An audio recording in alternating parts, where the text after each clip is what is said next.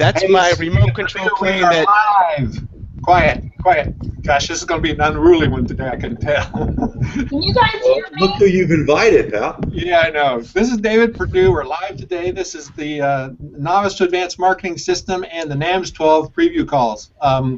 We're doing one a day this week at this time, and we are glad you're all here. I see that we have quite a few people in the rooms. Now, what I would suggest you all do right now, if you can, is to grab that little post that I have up here at the top that says join us now. It's in the sticky post in the chat area on the right sidebar that says join us now to discover these NAMS instructors' biggest business problem solution. Here's the link. Just copy all of that, put it out in Twitter and on Facebook, and we'd love to get as many people in here as possible. So we got a good crew today, and I'm really excited to dig into this.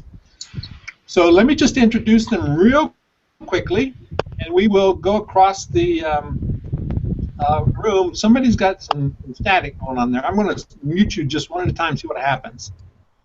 It's Greg. Nope, it's not Greg.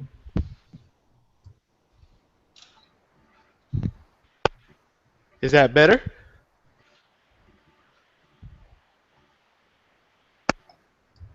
Oops, I muted me. Sorry. Nope, it's David.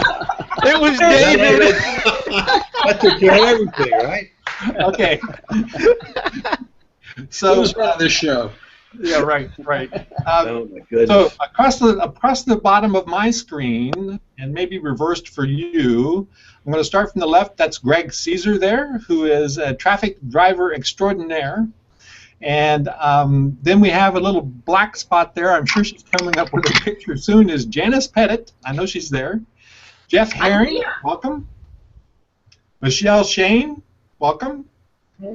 And Scott Smith. Scott is a first-time NAMS instructor this time. We're looking forward to having you there, Scott. Is there any ritual hazing I have to go through, or yeah, you don't find that out though until the day before. Yeah, cool. I'm good with surprises. Awesome. The best way is don't worry about it, and it'll hit you when you don't know. It'll be okay.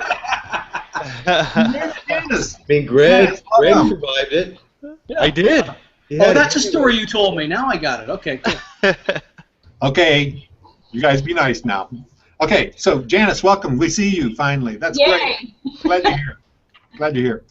Okay, so the thing that we've been doing through these Hangouts is that we are going across the instructor core at the bottom and asking basically 3 questions. And the first question, and then folks, if you would like to type into the chat box any questions that you have for these guys, we'd love to have their input on your questions as well. So since there's so many people today, we're just going to dive right in and get as much content out of this as possible. The first question I wanted to ask is, have you ever been stuck? And I'm talking about in your business, stuck, and how did you get unstuck? And Scott, I'm going to start with you, and we're going to go across the bottom. Thanks. You bet. Newbie, there's your hazing. There it goes. Boom! Bring it! Okay. Have I ever been stuck? Yeah, I've never not been stuck. I'm stuck constantly. Every day I get out of bed, I'm stuck. And okay. Because my view, 2 things. First off, business is about solving problems, and that means somebody's stuck somewhere, and including me. So I get out of bed expecting I'm going to have a whole litany of problems all day long, and therefore I must get unstuck. And I kind of go after that. And but to shorten that answer a little bit more, I have always found to be congruent with my message that I always teach. There's nothing that I cannot fix if I just don't, as I like to say, stand up, take a step, and repeat. Massive imperfect action. Go for it, no matter what. Just go. And even if I don't know what's happening, we just did a promotion recently where I had to make a whole bunch of sales, and I had a big goal, a 30-day goal, and I was completely stuck. Got a big list, know how to market. I was so stuck, so I picked up my phone and I started smiling and dialing. I just kept going. I hit my goal, I made some money, and I've done that for 8 years now. So stand up, take a step, repeat, massive, imperfect action, just go, make a mess, clean it up later, and that gets me unstuck every time. Okay, hold on. Stand up, take a step, repeat. Is that what you said? Yes, until you get what you want. Why would you stop before you got there anyway, sir? Why would you do that? Okay, that's excellent. Excellent. Good answer. Michelle, you're up. Been stuck? Yes, I was trying to think of an answer earlier on, and I remember about 4 years ago when I was trying to transition from being a service provider to exclusively products, and I was thinking, well, I've invested so much in that website, and maybe I don't want to just go from one to the other, but I thought I had to give up one and do the other, and so I realized that, you know, for anybody out there that is also that enjoys having clients and enjoys providing services, you don't really have to do just one or the other. So after thinking about it for a while, I just decided that that I would have two separate audiences and two separate presences on the web, and keep both. So I'm talking to, you know, anybody that feels like, you know, that you've built up a big clientele, and you don't, but yet you want to start adding products. You don't have to just stop one and start the other one. So it can either be a transition, or you can just keep doing both of them. And now I'm my most happiest doing both. So it sounds like to me you were stuck, I'm paraphrasing here, that you were stuck understanding which direction to go, and the answer for you was to go both. Oh, yeah, thank you. You did do a good job paraphrasing it. Yeah, it was a split personality there. Yes, exactly. I decided instead of choosing that I wouldn't choose. And that you can do multiple things, and in fact, I think the best way to make money in this business actually is to have multiple sources of income and not just choose one thing and put everything into that one avenue. And I got to say, Michelle, one of my favorite moments at a NAMS workshop was when you stood up in front of the crowd and said you were not sure about this affiliate marketing stuff, and then all of a sudden, boom, you had $3,000 from us, and it was like, I remember that. This is going to work. Oh, yeah. Yeah. I mean, I thought, hey, I could try this and see if I could make any money at it, and yeah, so it's turned out really well. Yeah, great. Okay, Jeff Herring, you're up. Stuck? All right. I really liked Scott's answer because it changes the question from have you ever been stuck to, of course you're stuck. I mean, asking have you ever been stuck implies like, well, maybe that's wrong, or I'm messed up if I'm stuck. Stuck's Right. part of the entrepreneurial process, right? Okay, and so for me, there's two levels. If I'm really, really, really stuck and I don't know what to do and I can't think of any action to take, I do one of two things. I go for a long drive by myself, or I go for a long walk in the mountains by myself, a head clearing kind of thing, because that usually means you're too cluttered, and getting clear, I get some of my best answers on long drives or long walks in the mountains. Now, daily kind of stuck. I really agree with what Scott was saying. Do something. Okay, folks, write those two words down. Do something.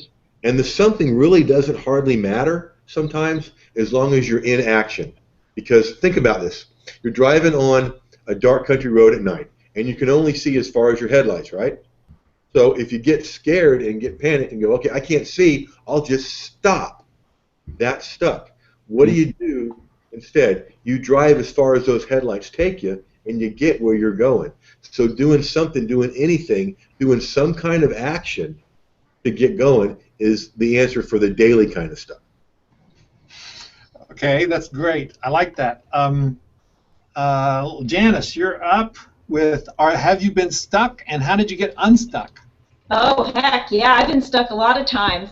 You know, David, it made me think of, you know, when your kids are growing up and they seem to be rolling along and all the rules you're making are working, and you're feeling really confident that you're a great parent, and then they move into a new stage and everything that you thought you knew about being a parent suddenly disappears. And you've got to kind of start all over again and kind of reinvent the wheel. For me, I found it happened about every 6 months when my daughter was growing up. And I think the same thing happens in your business. So you're moving along and you kind of get a little bit into default and you think everything you're doing is working, and then suddenly you find it's not working so well anymore because the whole marketplace has shifted. So at that point, you have to do something to get unstuck and kind of reinvent the direction you're going in. And for me, what works is I love Jeff's idea of just taking a break. So sometimes just taking a break. masterminding, brainstorming with colleagues, and coming up with some new ideas that get you excited and passionate again, so you're motivated and you see that people are responding to your new idea. So it's a constant, being an entrepreneur is a constant reinvention process. You know, you go along, you think you're all happy and confident, everything's going great, and then suddenly you're stuck and maybe it's not working as well and you have to reinvent. So I think some people have an idea that once you get to the point where you're pretty successful, it's an easy ride and it just goes along smoothly. But that's part of the journey, is just getting stuck and unstuck, stuck and unstuck. It's a great question. Good, I love that. And I was waiting for you to get to reinvention and adapting to your surroundings, and that's really what you were talking about. And I love that answer, so thank you. Mr. Caesar, tell us, stuck? Ever been stuck? Well, I think the better question is, have you ever been unstuck? And that's an easy answer, and that is no, I've never been unstuck. It's like everyone else is saying, you know, it's a constant process of seeing where you are and where you need to be. And the times when I am stuck, which to me seems pretty frequent, and you know, I tell my wife when she asks, what do you do, or when friends ask, what do you do, I always say, I'm a fireman, I put out fires. And so for me, the process begins with a decision. So the first thing I have to do is decide, okay, I'm in this place, I know it's not where I want to be or need to be, so the decision is I need to get out of there. And once I make that decision, the second thing that I do is I look for people who are where I want to be, who are doing what I want to be doing, and then I try to figure out how do I get in contact with those people, whether I hire them or pay them, whatever it is, and say, hey, you're doing something, I need to learn more about what you're doing. So an example may be, let's say I'm stuck with Facebook ads or something like that. Well, I'm going to find someone who's advertising successfully in Facebook and say, hey, let me pay you for a little bit of your time, and I need to understand what I'm doing wrong. So first make the decision, then I look for someone who can help me get unstuck, because the one thing I realize is you can't do it by yourself. You can, but it just takes longer. Excellent. Can't do it by yourself. I love that, and I also love putting out fires, because we really do that all the time, don't we? That Yep. is part of the business process, is that you have to put out fires. Now, one of the things that I mean, I've worked in the corporate world too, and the corporate world I felt like was management by crisis. And as online business people and entrepreneurs who really want to have a higher view, we definitely don't want to manage by crisis, but you do have to solve problems. And I love that all of you talked about solving problems in different ways.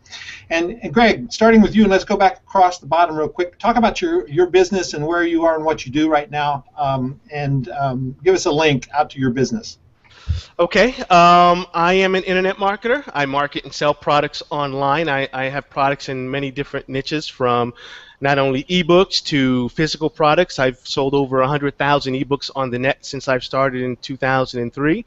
I've got some niche markets with lists as big as 200,000, 300,000 people on there. So I'm good at selling, and I'm good at driving traffic, and specifically paid traffic. And the reason I like paid traffic is because it's not only faster, but it's easier for me. I know Jeff is the master at writing content. I tried to follow Jeff. I wrote 2 articles and said, oh my God, I don't know how Jeff works so hard. Maybe I'll have to hire Jeff to do my writing for me. I believe he's available. So thank you, Greg. That's great. Yep. Janice, you might need to. I'm going to come back to you, Janice. Look at your audio, because your audio is a little broken up, and it might be a little bit too high on your system. So I'm going to come right back to you. Okay? Okay. Jeff. Yes. Tell us about your business, where you are, what you do. Well, Greg already answered that for me, so you know. Okay. All right. Now, as Greg said, I do 2 things really: help people take their expertise and package it into content that's consumable and content that gets people to convert, either opt in, buy products, or whatever. So I'm all about creating content and taking that content and getting what I call the 4 benefits of content marketing. With that content getting visible online, driving traffic, and Greg and I kind of have this mutual admiration society. I love how he drives paid traffic, and he loves how I drive free traffic. Yeah. So you do that with content. And the other benefit of content is building a list. Okay, people consume that content, and then they want more of it, so they opt in for something. Okay, and then the 4th step, or the fourth benefit, the fifth step in the whole content marketing, is taking that content, and this is what people love. While you're creating your content, you're also creating your information products. So you take that content and expand it into information products, resources, trainings that your clientele will love. Okay, great. Thank you. Thank Welcome. you. Michelle, tell us what you are. You know, I'm looking here, and we have 3 of the 5 down there or 3 of the 4 guests are in the Atlanta area. 3 of the 5 guests. A little nepotism there, huh? Yeah, playing favorites, huh? Yeah. Sorry, Scott. Okay, Michelle's got the floor. I'm Michelle Shane, and I co-own the site called LearnCamtasia.com, and with La Naylor. And what we do is we have products to teach people how to create screencast video, which is video that doesn't usually show your face, and that's why I have piss poor lighting today, because I'm not used to lighting setup and all that. But people are using these screencasts on, you know, sales pages, and then also people use them for training and tutorials. So we help people get really good at them and put them on their websites. So it's basically video training. Okay, thank you. Thank you. Janice, coming back to you. Okay, hopefully you can hear me fine now. Yeah, it's a little breaky at the top there, so back up just a tad maybe. Okay, is that better? Yeah, a little bit. Okay. So your question was, where are we, right, on the web? Where are you and what do you do? What's a website? So my main website is smallbusiness-bigresults.com. That's one of about 7 websites that we have. And I'm basically kind of a business architect. You know, I help people create a really lucrative business strategy in their business. And one of the things that I'm really concentrating on now is helping people build automated sales funnels. And it's so much fun to find out how much money they're leaving on the table, and then start to create these follow-up email sequences, autoresponder series, back-end offers, upsells, downsells, and all that really takes one simple product and turn it into a much bigger income-generating system for their business. So that's what we're working on. Also have a new product coming out with John Cornetta, which we're going to kind of introducing it at NAMS, which combines how to create webinars that sell, and then how to set up these back-end funnels, and then how to get traffic, because he's a top traffic generation expert. So that's what I'm working on. Okay, thanks. Scott, over to you. Well, I don't buy traffic. I don't write. I don't do many joint ventures. I haven't done much affiliate marketing. I just talk. That's kind of all I do, David. That's pretty much it. So I'm leaving a lot of money on the table, evidently. I'm learning that right now. In 2005, I launched a podcast on iTunes, and was fortunate to be there very early on. And I had this idea. I had an idea that maybe I could be like HBO, that I could create a episodic and serialized podcast product that I could give away in a freemium model, some a little bit free, and then charge people for it. And I did that very successfully. I was 6 figures in about 4.5 months. And I've just grown ever since then. And literally in the past year or two, I went, wow, there's some other things I could be doing. Now, the truth is, we've done all these other things. I do a little bit of everything now. So I have kind of 2 things now. I got a big membership site where I deliver 16 entire podcasts per week. We motivate, we help people get fit, be happy, and make money. On the make money side, we teach them how to do what we do. And more, it's basically teaching podcast retention, how to become number 1, stay number 1, how to convert that into money, and use a membership site to do that, which gets conversions and also gets retention rates. Just check, David, we're at 94.5% monthly retention right now. Wow. So we're maintaining pretty well. So that's what I do. Okay, thank you. So I want to remind folks that you can start asking questions in here if you have any questions for these guys on these topics that we're talking about, or anything that's bothering you about your business right now. This is a good opportunity for you to get some advice. So if you want to ask any questions in the chat box, drop them in. So I'm coming back to Greg. And Greg, your question is, what's been your biggest problem in doing business online, and how did you overcome it? Well, the biggest problem was when I got started, and that was not having any money. And I started off, working in consulting with local businesses. I had no money, just left a corporate job, and I hated going door to door. So it was a big challenge. I had no money to advertise, and I didn't want to go door to door. And so that's a pretty big quagmire. So how do I get clients? And that's really when I really got started with creative thinking and really looking at where my clients are, who are they doing business with, and then going out and partnering with some of those organizations or people. And what I found was when that customer came to me from someone who they were already doing business with, I didn't have to sell. All I had to do was get in front of them and say, do you want to get started today or tomorrow? Mm-hmm. And so what I've learned over the years is every person you want to do business with, every person you want to sell to is already working with someone else. All you have to figure out is where they are and partner with that person, and you can get a ton of business without having to spend a lot of money.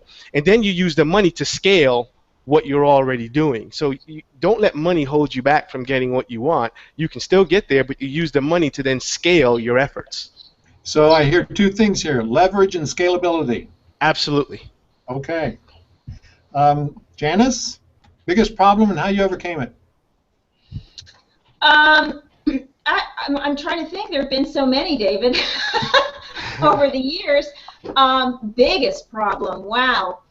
Well, I mean, I think that one big problem is what I was talking about before, when you run into a stumbling block in your business and maybe what you were doing wasn't working. Problems come up when and people that are just starting out don't realize this happens, but sometimes you put a product out there into the marketplace and it doesn't really fly, and you're trying to tweak it and figure out what's not working, so that's a problem. A big problem for me was actually, I think my biggest problem was the first year I started my business, which was back in 2002. I wasn't online. I didn't even know anything about it, and I was just working my business locally, getting clients by speaking at events and things like that, and really stuck. I mean, after having had successful businesses, I was back to making almost nothing, and I was frustrated. And the only way I really overcame that was to finally bite the bullet and hire a mentor. And I worked with somebody that was really, really successful online, and it was a huge learning curve, but it completely changed my business in the course of a couple of years, because then I started getting clients from all over the place. So that was a huge problem that I had to overcome and managed to figure it out. Okay, so what I hear is the problem was lack of momentum, not motivation, but momentum in your business, and you got some momentum by hiring a mentor and moving forward, Yes. right? Yes. Okay. Jeff. The biggest challenges for me, David, I think are two sides of the same coin. When I think back to 2007 when I first started full-time, and I was transitioning from being a family therapist in private practice, and I thought the internet's going to be great because I thought I'll have a website for everything I do in my practice. I work with couples, I work with teams and their families, I work with individuals with stress, motivation, and change. So I'll have multiple websites and multiple streams of income, and this is going to be great. What I ended up with was multiple fatigue and multiple frustration, right? Right. And so the biggest solution there was narrowing my niche. And you guys have heard me say this: go an inch wide and a mile deep into your niche. Whatever that one thing is, go an inch wide and a mile deep, and you'll discover things no one else has ever discovered. You'll create things no one else has ever created, and you become seen as the go-to person, the authority in that niche. Now, the flip side of that is focusing is a very, very good thing. However, when you focus, there's things you don't see because you're too close to it. There's things you don't see. You're leaving money on the table. There's obvious income streams that other people can see. And so the solution there is to always have a mentor and or always be in a mastermind group. Get other people's eyes on your business because you can't see everything when you're focused, and they can see a lot of things that you can't see. Good. That's good. Michelle, you're up.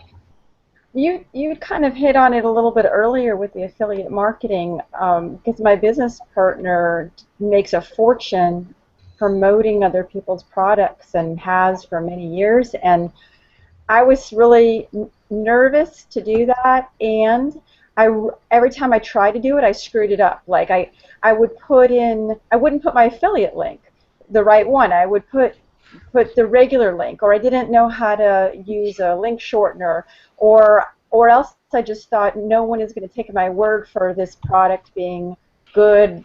You know, they're not going to trust me. So I just avoided it for a really long time. And then I think starting really slowly and understanding the different parts of it has really helped, because in the last year and a half I've finally started adding that as an additional source of income, when I had been stuck for years just thinking I'm just not going to do that.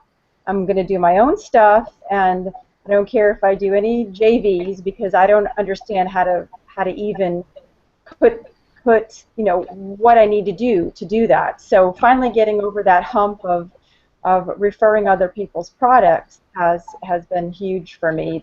About a year and a half ago I started, so it's been a great addition. Would you say that the way you overcame it was basically just to do it? Do it and mess up about 5 times. So do it and fail. But I would do it on really small things at first and go, okay, well, so I put the wrong link in there. Big deal. Yeah. So I didn't get the credit, but now I know how to do it. So then it just grew, so it was definitely worth continuing to experiment with. That's a really, really important thing for people to hear, is that you do have to fail at these things so that you understand how to succeed at them, I think. And, you know, we teach that a lot, is it's more important to do it and fail than it is to not do it at all. You know, Yeah. And Michelle, I have to say that every time I do a contest, I really hope you get involved in it, and you do in the past. And I love seeing that, because you have a very responsive list. They follow you just about anywhere. I love that when we do something like that, I see a big uptick from Michelle's people. Jeff always beats me. Well, that's because he. What I was just thinking, though, as you were talking about not doing affiliate marketing, I'm like, wait a minute. You and I are always neck and neck in these contests. What do you mean? I know. Maybe you could just sit out the next few, you know, to give the other people a chance. Yeah. Just Yeah. All right, Scott, you're up. What's your biggest problem, and how did you overcome it? Yeah, I can relate to Michelle a lot, the affiliate thing. You know, I think I told David back when we last got together that I had not done affiliate marketing, because I started with a membership site, and it took me about 8 years to figure out that that's what everybody wanted. And I went, wow, I already had that. So I had to kind of come around and get my mindset around doing what the biggest problem I've had, frankly, when I got started with tech. Trying to get the tech issue working. I had to overcome that, and then shiny object syndrome, like a lot of people talk about. But the way I got through things and continue today is this, and this is kind of the guiding philosophy, and maybe why I haven't done some of the things that some people do. I just started differently. It's because I believe in diversity. I think Jeff talked on this a little bit, but I can get spread too far too quickly. And so I tend to find a main product. I tend to like to find something that sticks, or as I call the low-hanging fruit. I don't ever know what it's going to be. Because we do podcasts, typically I'll get some feedback on something, and I go, boom, it's sticking. Something's happening. That becomes a product in most cases. Right. So I find something to stick, and when I get something to stick, that works well. And then I follow the next philosophy, is simply get somebody to buy it. If I can get somebody to buy it, life is good. And then I have a big belief in automation and scale. So once I know I got something that sticks, somebody's buying it, then I want to automate it. I don't want to repeat my workload every single day. So then we can automatically scale it, and then I go find more people. And that's it. And I tell you what, so I tend to focus my efforts on always right back to my membership site. How can I build that subscription base? Because that's with me day in and day out constantly. That's my business model. So every time I try to get through these problems, try to grow them, that's kind of the process I go through. I mess up a lot, but I have the belief, like a lot of us do here, is I fail lots, and I fail very, very quickly. And I'm not afraid to lick my wounds and try again, and take some heat from it, and then go again. And in the end, we're the heroes when we keep doing that. Right, right. Okay, good. So your biggest issue has been technology and bright shiny object syndrome. Yeah. I would say technology is a big deal, and everything I've done is because to make a podcast private and be able to control that content, that's something most people haven't been able to do. Us overcoming that obstacle has allowed us to do this. So that's the basis of your membership site, then, is being able to do that. Yeah, it really is. So overcoming, how did you figure that out on the technology node? Did you do it yourself, or did you hire somebody to do it with You know what? Let's go a long time ago. I think you actually use a member on your website. And I still have a member way in the background. It's still running, just a couple hundred members who have not, their credit cards haven't expired. They haven't been forced to upgrade yet. Right. But years ago, we're talking 2005, I called the guys and I wrote the guys at a member a note. I said, listen, there's this podcast thing out there. I think your membership software will allow us to, at least on the level we were at the time, do this. And they said, no, it won't. They sent me an email, said, don't even try it. It's going to mess up everything. And I said, I think it will. So we got into the code, and we launched a podcast before anybody else did it using a member. And about 2 or 3 years later, Paul Culligan called up, and he said, you know, I finally figured out how to do it. It was a member. Now, we don't use it anymore. We're a little more sophisticated than that. But when we figured that out, that technological solution started everything, and nobody could figure out how we were doing it. And it protected our files perfectly. Now we do use encoding features and things like that, Sure. but that still worked. That's what got us going. So you found the right tool. Found the right tool, yeah. $179.95 and a couple of months worth of tweaking, staying up real late at night, wondering how many years I have to work 90 hours a week till I get it. And then it worked. It took off. Okay, so we do have a couple of questions. We're going to come back to you guys in a minute with the last question that we end up with here is, what was your secret weapon for building a successful business online? So be thinking about that. But we have a couple of questions here from the audience. And Greg Sneed says, what is your biggest challenge dealing with people face-to-face and building a network of clients and buyers? Who wants to tackle that first? What is your biggest challenge in dealing with people face-to-face and building a network of clients and buyers? I'll jump in. I think dealing face-to-face, the biggest challenge, frankly, it's people. Everybody has an agenda. Everybody's going a certain direction, and maybe not your direction. And so the very quickest thing, my biggest challenge is to very quickly identify if we're going in a compatible direction, if they're going to pull me off track, take me off my focus, off what I'm doing. The quicker I can do that and get a match to what I do and what they do and come to some kind of synergy there, the quicker I can succeed. So when I go to events and stuff, and we all do a lot of events, if you do a lot of them, you know very quickly you've got to move fast and try to find the people that match you. So it is the people, and trying to identify their agenda, our agenda, and see if there's a match for that. That's my opinion. Cool. Anybody else? Yeah, I'll grab that one. Thinking back when I built a private practice, because in graduate school they teach you nothing about building a practice. You got to figure it out on your own. And I was talking earlier today with one of my mentees about one of the things I did to keep my name in front of the people that sent clients. Okay? Because if you think about it, all of us have people that get sent from somewhere to us, right? And we were working together on his particular small niche. One of the things I did to stay in front of the eyes of people that send you clients, in Leon County, Florida, I had my smallest list ever for a newsletter had 16 people on it. Wow. Because my big referral sources were guidance counselors in the middle schools and high schools. But they had to give everybody 3 names. They couldn't just give you your name or my name, even though I was seeing some of their kids as clients. They had to give 3 names. And so what I made darn sure is I put my name in front of them at least once a week. And I had a little Guidance Gazette newsletter that went out on Thursday. 16 people got it, all the guidance counselors in the county. And I just gave them a little motivational tip, a stress tip or whatever, and it talked about what I was doing in the practice. That got me a constant stream of clients. So find out who are the gatekeepers, who are the rainmakers that send clients, and find a way to get yourself in front of those people over and over again. Okay, thanks. And Greg, I noticed that you moved closer to the camera because you want to talk about this too. It's very easy. I've had a lot of face-to-face meetings. That's how I built my business, and my number one secret there is to just listen. Most people, when you're trying to sell, the person selling has an agenda, and the agenda is, I want to get to X, which is the sale. So in your mind, the whole time you're saying, I want to say this, I want to say this, and I want to say this.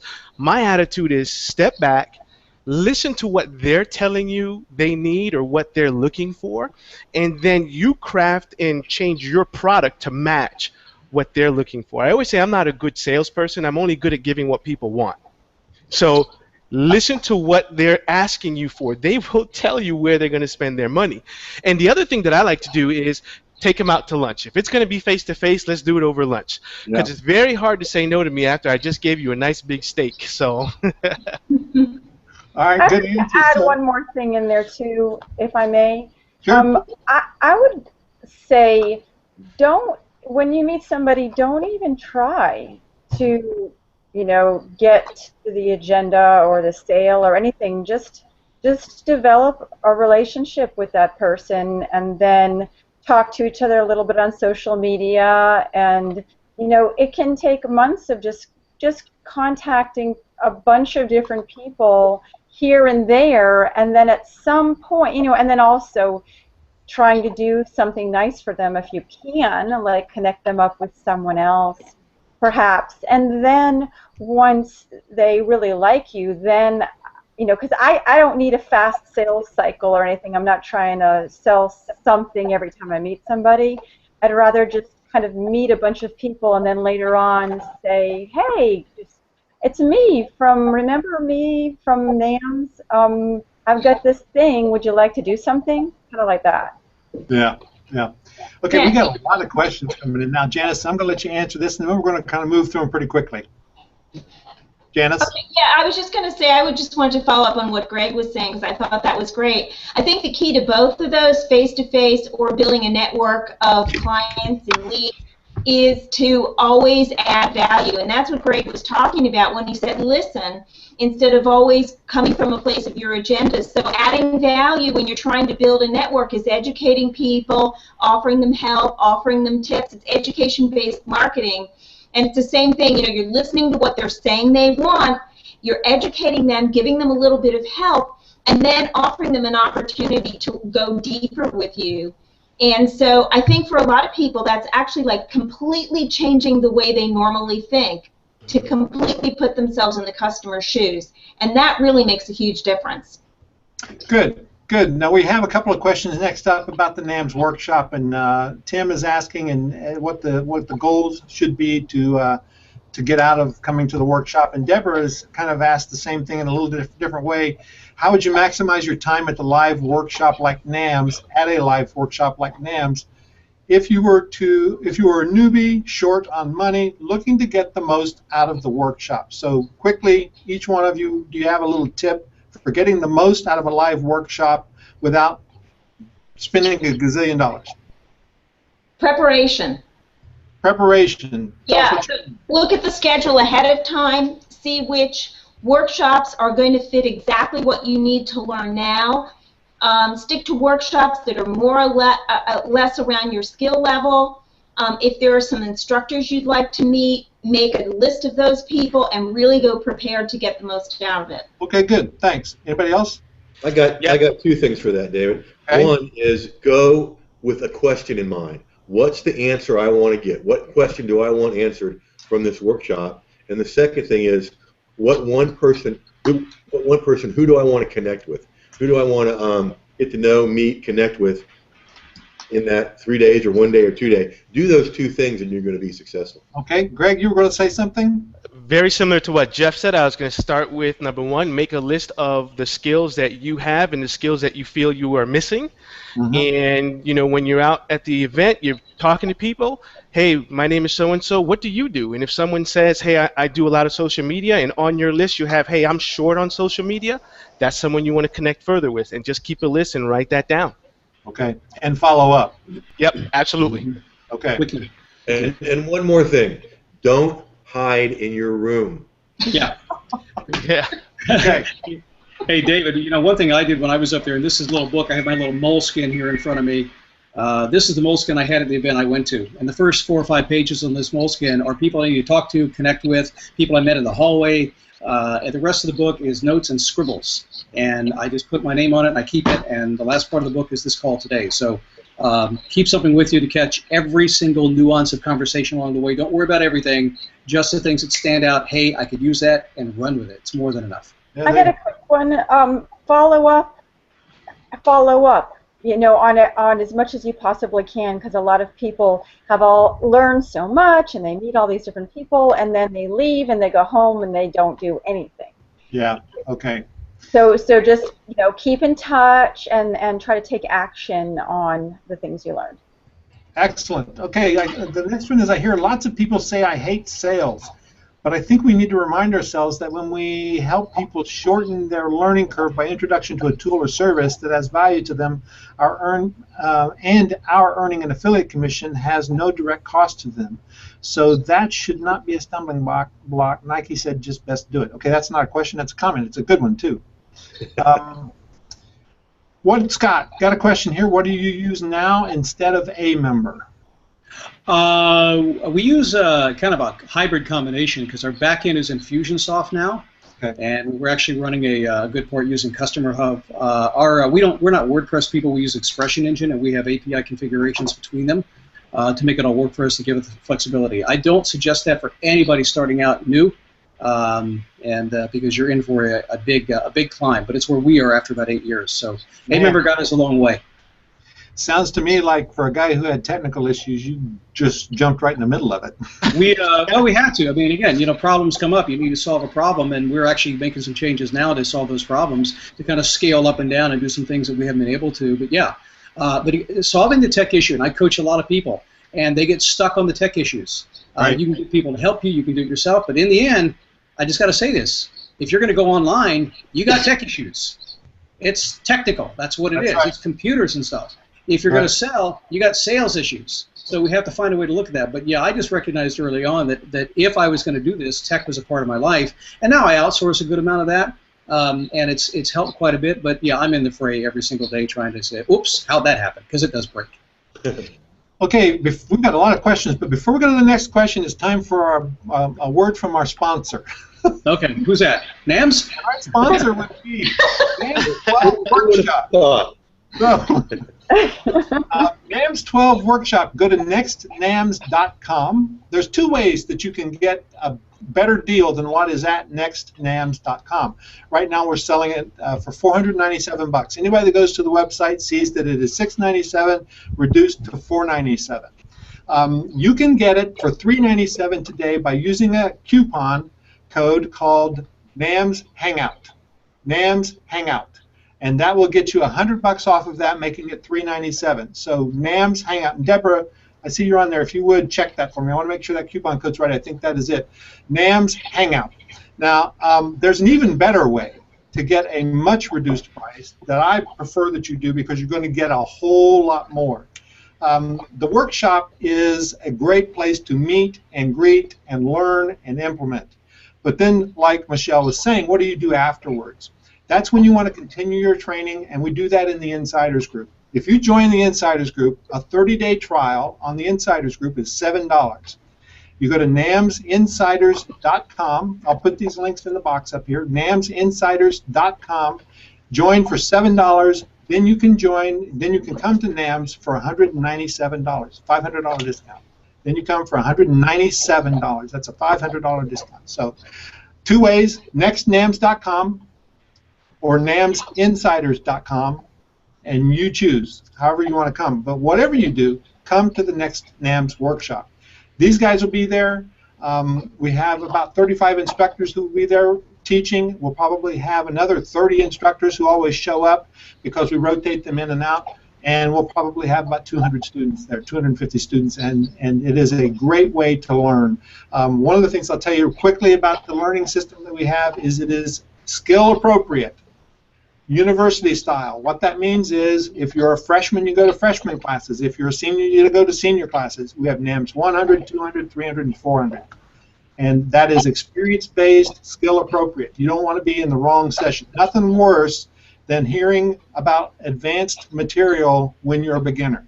It's a waste of time, and you end up crying. So many people end up crying. All right. I've cried, yeah.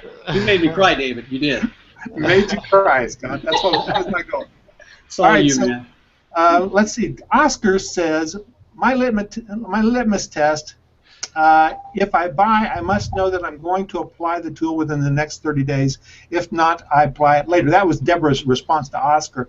Oscar was saying, what's my litmus test? What's your litmus test for whether a business tool solution or something you need to buy or not? Mm. Do you have a rule of thumb? Or when you drop the coin? Yeah, if it's going to solve an urgent problem I'm having right now. Okay. Yeah. If it's wanting to solve an urgent problem that you're having right now. Yeah. Anybody better on that one? Yeah, you know, for me, it's a time issue more than anything. I think the urgent problem when you're a beginner is going to be everything, and so that's sometimes is a problem. So then the next issue is the time thing.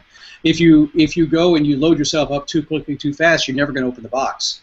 And so focus a little bit. You know, buy something that you know is your urgent today. Right now, you got to deal with this thing now. Get that mastered, and then move on from there. That's how I do it.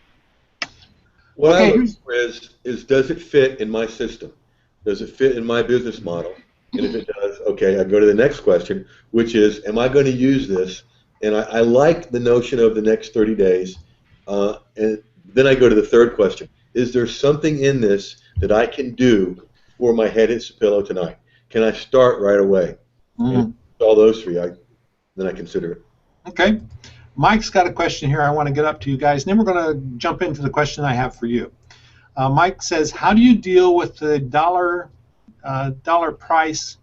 I need to think about that type of client. You know, the people who say, I don't have the money, or I need to think about it, or I don't want to spend that much, or it's too expensive, those kind of things. Example, give a price quote to a prospect, and the response is not energy or the excitement that you're looking for from that client. So how do you deal with those kind of clients? I could answer that one. Go, Greg. I think if you're talking to people and that is the issue that they have, then you're talking to the wrong people. Yep. You know, the answer is you've got to find the people who have the money. In business, my question when I started, you know, back in, I'm dating myself, 97, 98, my question was, how do I find the people business owners who have money and are willing to spend money? The next question is, what are those people doing right now? If you are a caviar salesman, you're not going to go to, you know, Golden Corral and stand out there and try to sell caviar. You're going to go to Morton's, right?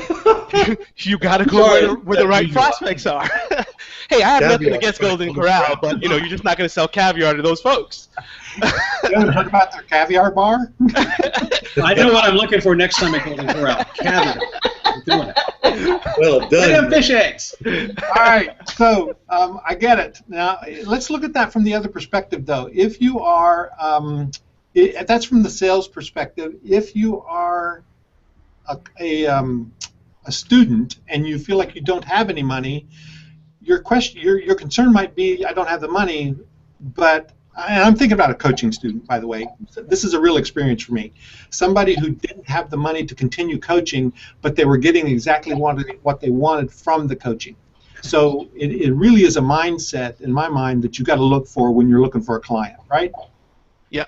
Yeah, absolutely. I was just going to say, David, that, you know, I mean, I've dealt with this for so many years, and I teach it to my clients. When somebody says, I can't afford it, that does not necessarily mean they don't have the money. It either means that they haven't decided to make it a priority to spend it on this, or it could mean that they're just not completely sure because they still have some doubts or questions that you haven't addressed. So I often say to people, you know, they've contacted me, they're talking to me, they need help, they say, this sounds great, but I can't afford it. I say, well, I'm confused. Because you came to me, you said this was your goal, this is what you wanted. Would this mean you couldn't pay your rent? And if they say, oh, no, nothing like that, then I say, well, I'm confused. And a lot of times I can turn those people around. They just need somebody to hold their hand because they're a little scared. So you have to understand what I can't afford it means. Yeah, you know, like Columbo, using that I'm confused kind of approach. Yeah. I've used that with coaching clients, actually. I'm confused. Why would you leave? You've done so well. Yeah. And with coaching clients, I tell you, the coaching client thing, I have a lot of coaching clients as well. And what I found is I have to keep painting the picture further down the road. I have to teach them that there's more to learn, that we're only taking you to certain levels, 100, 200, 300, 400. And that keeps them engaged longer. The other thing is, you know, you always sell to people who have money to buy. Look at that. And my thoughts, I do something else to Janice's comment there. It's building the value proposition. That's all it is. If you haven't built that, then they're not going to buy. Some people online build it so well, I buy their product again and again and again, not knowing I bought it again and again and again until later. Wow, that was great. Oh, I would have it. Anybody ever done that? But you know, But you know what I do is I incorporate, and this is maybe to the point of people who, we all get excited about the high-end client. How do I get $5,000 or $10,000 a month in coaching? Well, it's kind of hard to get in the beginning, but we get that in certain things that we do. But I also incorporate the tripwire concept, the low barrier to entry, the funnel concepts Janet's working with. You're bringing them in on freebies, and you're stepping them up a little bit and tripping them in on a very low price offer, getting rapport, getting integrated with the storylines together, get them to like you, and slowly paint the picture how you can move forward together. And now that's just rapport and relationship, and then with a little sales skill and good content and good value, you're going to do really well. Okay, so we're going to come to your question in just a second, which is, what was your biggest, no, sorry, the question is, what's your secret weapon for doing business online successfully? But I have to clarify, we have a couple of people who have asked, they think they're insider members, but not sure, and what was the price for insiders? Insiders is $197. $197. Whether you're an insider or a My NAMS Total Business System member, which we sold last year, if you're an insiders member, the NAMS price is $197. You can, and if you're not an insider, you can join for $7 trial, and that's at namsinsiders.com. And the NAMS Hangout coupon at the next NAMS site will get you $100 off if you want to go that route and not the membership route. So that would that answers that. So let's start in the middle. Jeff, what's your secret weapon for doing business successfully online? All right, this is one of those secrets that people are going to say, why are you saying that? Why are you giving that away? The reason I feel comfortable doing it, one, is it works, and most people aren't going to do it, even though I suggest it. And that suggestion is have some kind of regular event that involves people. Okay, I do a regular weekly webinar. Okay, and what that does is it gets people into a community into which they want to stick. Think about any religion, any spiritual program, any kind of thing in the world. How often do they meet? Weekly. They meet weekly. There's a reason for that, okay? Because you want to keep a fence around those people, and you want to keep them coming. So the thing that's been the theme for me for 7 years is having some kind of weekly event, and you'll know you're doing well with it when you don't have it one week and people start emailing you saying, hey, where the heck is our thing? Mm-hmm. Okay, great. Who's next? I'll do it, I guess. Okay. Michelle. Yeah, I'm going to say outsourcing and internships, because when I first started out, that was the way that I learned, by being an intern. And so now I have a couple of assistants and try to always have a couple of interns too, because I think it's really a win-win situation, because my interns get a lot of things for their portfolios, these videos that they can use, and a lot of inside information. And for me, it's a great experience working with people that are brand new and want to get into the industry. Okay, good, good. Greg? For me, the biggest secret for me in terms of when my business started to explode happened in, it was November 2003, I believe it was. And that was a change in my mindset. And I used to have limiting beliefs, which were, internet marketing is hard. This stuff is hard. To, hey, this is easy, I can do that. And it started with a question that I asked a friend who used to live in a trailer and was doing millions. And I said to him, tell me what happened. I don't care about the product that you sold, because that's just product. Tell me what happened in your life that took you from a trailer to making $1 million. And he said to me, I became rich in my mind. Ooh, and that very day I made a decision. And here's the question, you guys will laugh. So whenever I'm trying to decide whether I do something, I say to myself, what would Donald Trump do? That's the question I ask myself. And so I became rich in my mind, and I started seeing things that were in front of me all along. So I went to my first seminar. I used to say, I'm not paying money to go to a seminar. You must be crazy. But when I realized that you know, it was possible, I said, well, Donald Trump would be at that seminar. And I went to my first seminar in Pensacola, Florida, and I met 2 of my mentors at that seminar. And it was history from there. Interesting. Okay, so your biggest secret weapon was changing your mindset. Absolutely. Like that. So a lot of people will say, Greg, that's something that a lot of us need to do, and I still work on that every day. I think I'll be working on that every day the rest of my life, by the way. I think we all do who want that. So talk to me a little bit about how you make that happen in your life. I mean, you got a real good advice from somebody, but for somebody who says, yeah, mindset, everybody says mindset. Be specific. Well, so for me, it was really just one day. I was talking with a friend. We were doing something, and I lost some money, and he wanted me to do another project with him. And I said to him, financial freedom is just not in the cards for me. And he laughed. It was the funniest thing he had ever heard in his life. And that November, I made a decision. I said, you know what? This is easy. I can do it. So for me, it was really just a decision that it is easy. And just about 3 months later, I was doing 4 or 5 figures a week. So I made the decision, but as soon as I made that decision, things that were invisible but were in front of me the whole time miraculously appeared.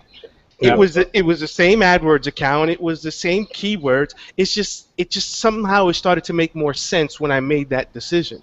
It's really funny that you bring that up, because my first mentor, I went to my first mentor and said, when am I going to start making money online? And his response was, whenever you decide to. Yep. So that's really it. You know, I always tell people, sometimes when I'm speaking at a seminar, I always say, well, what do you have in common with the homeless man from New York City? And the answer is, I was on the George Washington Bridge one morning, 5 o'clock in the morning, and there was a homeless man with a sign. And I told my kids, I said, you see, he can go to McDonald's right now and make $6, $7 an hour.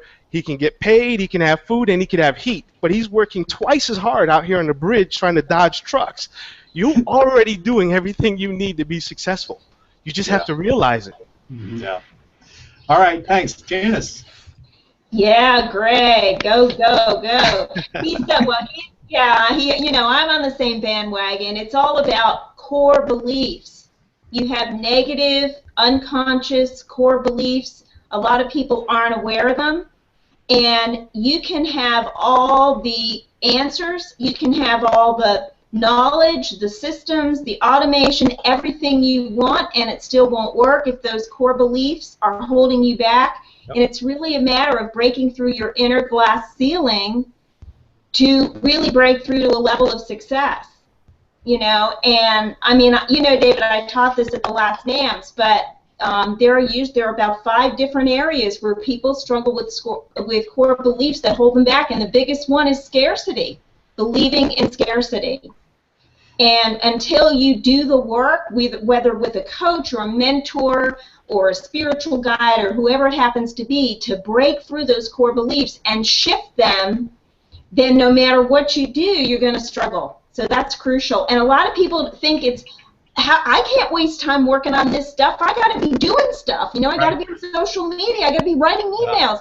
And yet they're still not really succeeding with that. Right.